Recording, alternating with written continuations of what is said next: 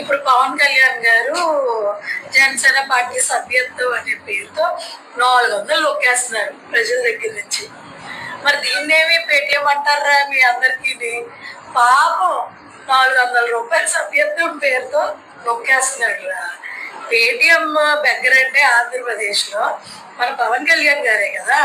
మన రాష్ట్రంలో దొబ్బింది సరిపోదు అన్నట్టు పక్క రాష్ట్రంలో కూడా క్యాన్వాసింగ్ పేరుతో వెళ్ళి నొక్కేస్తున్నాడు. మరి అంతకన్నా పెద్ద పేటీఎం స్టార్ ఉంటారా? కళ్యాణ్ గారు రాష్ట్రం అంతా కూడా ఎన్నో సేవా కార్యక్రమాలు చేస్తూ ప్రజలందరికీ కూడా ఆయన జీతాన్ని కూడా త్యాగం చేస్తున్న వ్యక్తి పవన్ కళ్యాణ్ గారు. అలాంటి వ్యక్తిని జగన్మోహన్ రెడ్డి గారు కొంతమంది బ్యాచ్ని తయారు చేసి ఈ రాష్ట్రంలో వదిలేశారు. అందులో ఒక కోవకు చెందిన ఒక మహిళ బొజ్జ ఐశ్వర్య అనే మహిళ సభ్య సమాజం సిగ్గుపడే వ్యాఖ్యలతో నిజంగా ఆవిడ వీడియోలు కూడా చూడలేనంత అసహ్యంగా అట్లా మాట్లాడుతూ పవన్ కళ్యాణ్ గారు జనసేన పార్టీ సభ్యత్వాల పేరు చెప్పి రాష్ట్రంలో అందరి దగ్గర 400 రూపాయలు కాజేశారని చెప్పి హేళన చేసింది ఆవిడ.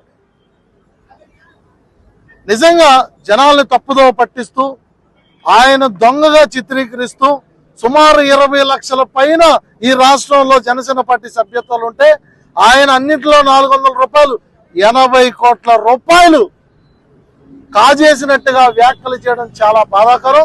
దీనిపైన తక్షణమే స్పందించి ఆవిడ పదజాలం మీద తక్షణమే స్పందించాలని చెప్పి మరి బాకిరాపేట పోలీస్ స్టేషన్లో మరి సిఐ గారికి మేము రిప్రజెంటేషన్ ఇవ్వడం జరిగింది.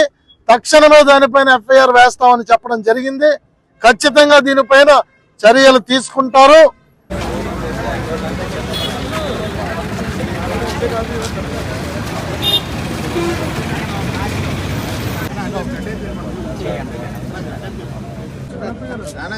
ఓకే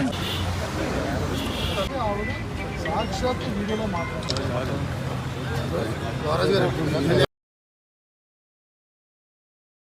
స్టేషన్లో అనకాపల్లి జిల్లా బాకిరాపేట పోలీస్ స్టేషన్లో సర్కిల్ ఇన్స్పెక్టర్ గారికి జనసేన పార్టీ తరఫున కార్యకర్తలు అందరూ వచ్చి నియోజకవర్గం నుంచి రాష్ట్ర జనసేన పార్టీ కార్యదర్శి శివదత్ గారి ఆధ్వర్యంలో ఈవేళ బొజ్జ తారకం గారు కుమార్తె అయినటువంటి బొజ్జ ఐశ్వర్య గారు మా నాయకుడు రాష్ట్ర ఉప ముఖ్యమంత్రి గౌరవనీయులు కొణిదెల పవన్ కళ్యాణ్ గారి మీద అనుచిత వ్యాఖ్యలు చేయడం చాలా దురదృష్టకరం.